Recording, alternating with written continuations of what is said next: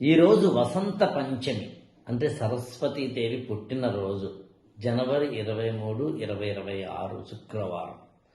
నేను ఎందుకు చెప్పాను ఇది అంటే, మనం పండగల్ని ఎలా చూడాలి అసలు? అది సరస్వతీదేవి పుట్టినరోజు అయినా లేకపోతే మరొకటైనా. మామూలుగా మన జీవితంలో ఏదైనా ఒక పని చెయ్యాలి అనుకున్నప్పుడు ముందు మనం ఆలోచిస్తాం. ఏ పనైనా సరే, మీరు వంట వండాలి అనుకుంటే కనుక ఇళ్లలో రేపు ఏముండాలి అని ఒక్కసారినే ఆలోచిస్తాం. అంతేకాని హఠాత్తుగా ఏమీ ఆలోచించకుండా వంటింట్లోకి వెళ్ళిపోయి టమోటాలు కోసేయం. కాబట్టి మన జీవితంలో కూర వండడం లాంటిది కావచ్చు, ఒక మహాపెద్ద ప్రాజెక్ట్ కట్టడం లాంటిది కావచ్చు, ఇల్లు కట్టడం లాంటిది కావచ్చు, మనం ఏదైనా ఒక మంచి పని, అది ఏదైనా ఆ మాట కోసం చెడ్డ పనైనా చేసే ముందు ఆలోచిస్తాం.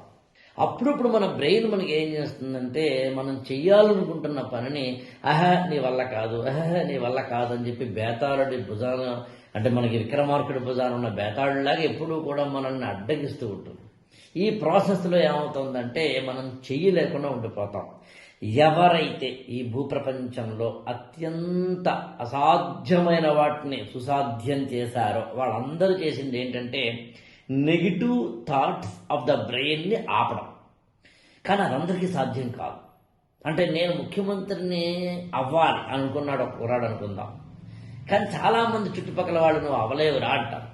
అసలు వీడు కూడా మనసులో అప్పుడప్పుడు నువ్వు అవలేవురా అని చెప్పి నెగిటివ్ థాట్స్ వస్తూ ఉంటాయి. దీనంతటినీ దాటి వెళ్ళగలిగేంత శక్తి, అంటే ఒక రాకెట్ నేల నుంచి ఎంత వేగంగా వెళ్తుందంటే భూమి యొక్క ఆకర్షణ శక్తిని దాటేసి ఆకాశంలోకి, అంతరిక్షంలోకి వెళ్ళగలిగేంత ఎస్కేప్ వెలాసిటీ అంటారు ఫిజిక్స్లో దాన్ని. అంత కెపాసిటీ చాలా మందికి ఉండదు. అందుకని మన వాళ్ళు ఏం చేశారంటే తెలివిగా, అరే బాబు నువ్వు ఎప్పుడైనా కానీ ఏ కారణం చేతనైనా నీకు కనుక ఆత్మవిశ్వాసం సన్నగిలితే, మోటివేషన్ తగ్గిపోతే, వీడిని ఎవరినో పట్టుకుని నువ్వు బాధపడి ఆ ఏడుతూ, వాడెవడో నీకు మోటివేషన్ ఇవ్వాలనుకుంటూ, వీడెవడో నిన్ను భుజం తట్టి పంపించాలంటూ చూసుకోకుండా ఉండేందుకు ఏం చేశారంటే దేవుణ్ణి క్రియేట్ చేశారు. సో ఇప్పుడు ఉదాహరణకి వసంత పంచమిని కేస్ స్టడీగా చెబితే, నువ్వు ఒక మంచి పని చేయాలనుకున్నావు. ఉదాహరణకి ఐఏఎస్ అవ్వాలనుకున్నావు, ఐఐటిఎన్ అవ్వాలనుకున్నావు, జేఈలో మంచి మార్కులు తెచ్చుకోవాలనుకున్నావు, 10th క్లాస్లో మంచి మార్కులు తెచ్చుకోవాలనుకున్నావు, ఇంటర్మీడియట్లో మంచి మార్కులు తెచ్చుకోవాలనుకున్నావు, ఇంజనీరింగ్లో మంచి మార్కులు తెచ్చుకోవాలనుకున్నావు, గ్రూప్ 1లో మంచి ర్యాంక్ తెచ్చుకోవాలనుకున్నావు, బ్యాంక్ ఎగ్జాము, ఆర్ఆర్బియో, మరొకటి ఏదో ఏదో ఏదో చేయాలనుకున్నావు. ఇలాంటివి ఏవైనా నువ్వు చేయాలనుకుంటే అదొక పెద్ద ప్రాజెక్ట్. 2 ఏళ్ళు, 3 ఏళ్ళు, 4 ఏళ్ళు, 1 ఏడాదో, 6 నెలల్లో పట్టేంత. ఈలోగా నిన్ను ఎవరో ఒకరు వెనక లాగుతూ ఉంటారు. నీ మనసే నిన్ను వెనక లాగుతూ ఉంటుంది. నువ్వేమో భయపడుతూ ఉంటావు.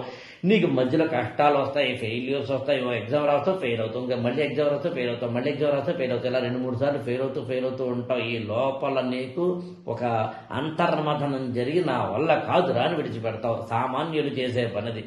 ఆరంభింపరు నీచ మానవులు అంటాడు యాక్చువల్గా భర్తృహరి. కాబట్టి అసలు కొంతమంది నీచ మానవులు పనినే ప్రారంభించరు, ఆరంభించి పరిత్యజించు మధ్యములు అంటాడు. అంటే మధ్యములైన వాడు ఏం చేస్తాడంటే పొదలు పెడతాడు, మధ్యలో ఆపేస్తాడు యాక్చువల్గా. కానీ అసలైన వాడు ధీరులు విఘ్న నిహన్యమానులగుదరు. కాబట్టి ధీరులైన వాడు ఏం చేస్తాడంటే, విఘ్నాలు ఉంటాయని ముందే ఊహించి ప్రారంధములు ఉద్యోగింపరుసుమి, అంటే ముందే నాకు తెలుసుండ్రా అడ్డం వస్తుంది అని.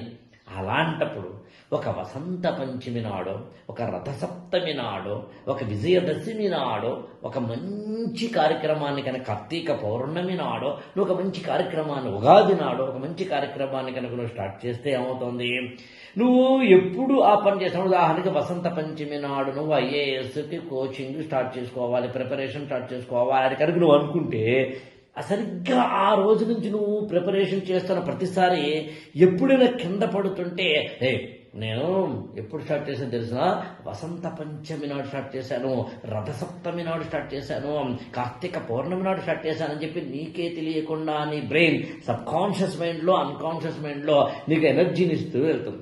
ఏదైనా ఒక మంచి శుభకార్యము నాడు కనుక, ముహూర్తం అన్నా కూడా అర్థం అదే యాక్చువల్గా. ముహూర్తం, మంచి ముహూర్తంలో స్టార్ట్ చేశానండి, మంచి ముహూర్తంలో స్టార్ట్ చేశానన్న ప్రతిసారి నీకు ఏమవుతుంది, శంకుస్థాపన.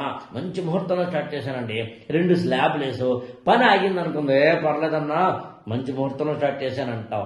ఒక ఎగ్జామినేషన్ మీద ప్రిలిమినరీయో మెయిన్సో ఎగ్జామినేషన్ ఏదైతే ఫెయిల్ అయిందనుకో, ఏం లేదన్నా నేను విజయదశమి నాడు స్టార్ట్ చేశాను, రథసప్తమి నాడు స్టార్ట్ చేశాను, వసంత పంచమి నాడు స్టార్ట్ చేశాను. అందున అక్షరాభ్యాసాన్ని తీసుకెళ్లి బాసర సరస్వతీదేవి ఒడిలో చేయడానికి వసంత పంచమి నాడు ప్రత్యేకంగా ఇలాంటి అనేకమైన పుణ్య కార్యక్రమాలు చేపట్టడానికి గల కారణం ఏదైనా ఉంది అంటే, సింపుల్ చెప్పాలి అంటే, నువ్వు ఒంటరివైనప్పుడు, నువ్వు బాధల్లో ఉన్నప్పుడు, నువ్వు కుంగిపోయినప్పుడు, నీ వెనకాల మనిషి ఉన్నా ఉండకపోయినా, అమ్మా నాన్న ఉన్నా ఉండకపోయినా, గురువు ఉన్నా ఉండకపోయినా, మోటివేషన్ స్పీకర్స్ అని వాళ్ళు ఎవరైనా వాళ్ళు ఉన్నా ఉండకపోయినా, అసలు ఎవడూ లేకపోయినా, నువ్వు దేవుడు మీ ఇద్దరు మాత్రమే మాట్లాడుకుని, నువ్వు పండగ, నువ్వు ముహూర్తం, నువ్వు నీ వెనకాల ఉన్న దేవదేవుడు, ఆ దేవీ శక్తి అనేదే ఇలాంటి వసంత పంచమి కానీ, రథసప్తమి కానీ, మరొకటి కానివ్వదు.